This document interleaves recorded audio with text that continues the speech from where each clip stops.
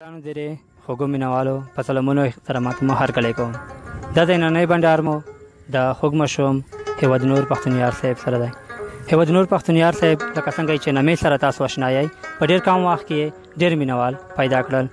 د ده شعر انداز او د ده جرأت واقعا د ستایلو وړ دي او بیخي لوړ دي. نور قضاوت یې ستاسو لیدونکو ته پرېږدو. نن راغلی یو د ده سره د زړه خواله او نننۍ بنډار مو د ده د تعارف او د شعر ویلو لپاره ځانګړی کړی دی. نو هیواد نور پښتونیار صاحب په خپرونه کې درته هرکلی او ښه راغلاست وایم. مننه، سلامونه، نیکې هیلې احترامات او مینه ومنئ. د شاعران درې څخه مننه کوو چې تر دې ځایه راغلي دي، خپل وخت یې ضایع کړی دی او د دوی څخه بیا هم مننه کوو. ډېر ښه، ډېره مننه هیواد نور پښتونیار صاحب. دا چې لیدونکو دې بار غوښتنه کوله چې هیواد نور پښتونیار صاحب د کومې سیمې سره تعلق لري، څه کوي او په څه شي باندې بوخت دی، نو لیدونکو ته څه ویل غواړي؟ مننه، زه د خوست ولایت د لکڼو مولیان کلي اوسیدونکی یم. په لکڼ ذوقحله لیسې کې زده کړې کوم، په اتم ټولګي کې یم. ډېر ښه. هیواد نور پښتونیار صاحب، تاسو د مطیع الله تراب او ګل محمد منصور اکثر شعرونه انتخابوي او د ده شعرونه ډېر وایي. څه علت دی د شعرونو څخه متاثره یئ، د ده د غزلو سره مینه لرئ؟ د دې په ارتباط که سره ته ووایئ. او د دوی غزل سره خو زه خپله ډېره مینه لرم او د دوی شعر شاعري ماته ډېره خوند راکوي او د دوی په شعر شاعري کې ډېر عبرت کې دی او د دوی غزل ماته ډېر خوند راکوي. ډېر ښه.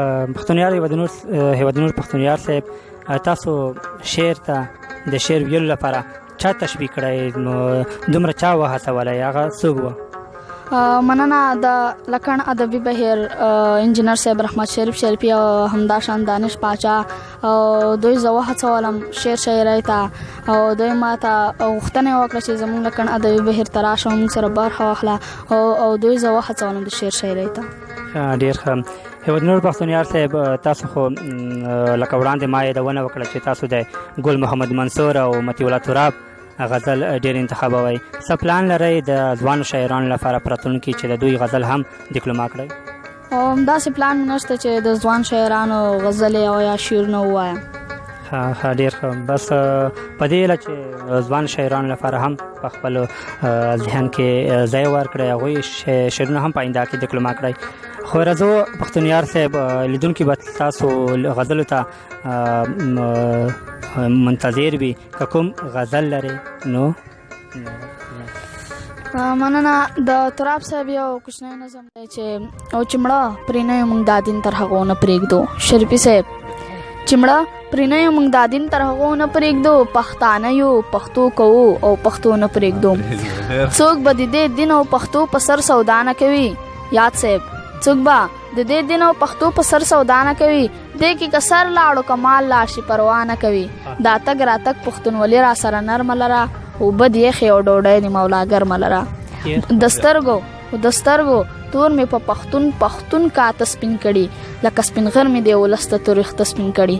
دا زه چې پایم دا د ژبې په یارانو پایم، د خپل ولس په لپو دعاګانو پایم. او که د ارمان په زړګي پاتې وي راځه ورسره، لاس یې آزاد د زوره ورتوره تېره ورسره. مننه. او که د ارمان په زړګي پاتې وي راځه ورسره، لاس یې آزاد د زوره ورتوره تېره ورسره. لیونی کېږم به آخر خو لیونتوب نه راځي، ما ته د بل د بیرغ سیوري لاندې خوب نه راځي. مهمه نه ده چې غریب یم او که خانې مزه. شریفي صاحب، مهمه نه ده چې غریب یم او که خانې مزه، خو په دې ویاړم ملګرو چې افغانې مزه. د منصور صاحب یو غزل را سره دی چې زړه مې ستا قدم ته ښودلی دی. شریفي صاحب، زړه مې ستا قدم ته ښودلی دی، درد خو به کوي زور زغملی دی. زړه مې ستا قدم ته ښودلی دی، درد خو به کوي زور زغملی دی. چې او ته هم زما په سترګو پېژنې، او ته هم زما په سترګو پېژنې، ما خو ستا په سترګو پېژندلی دی. او ته هم زما په سترګو پېژنې، ما خو ستا په سترګو پېژندلی دی. ستا تصویر مې هېڅ چاته ونه ښود، ستا تصویر مې هېڅ چاته ونه ښود او ما لا په سینه پورې نیولی دی. چې لاس ورغځوم پکې راګیر بشي. یاد صاحب، لاس ورغځوم پکې راګیر بشي، هر څوک که مې ګوتو نه وتلی دی چې او څه درته د یار د شونډو ووایم.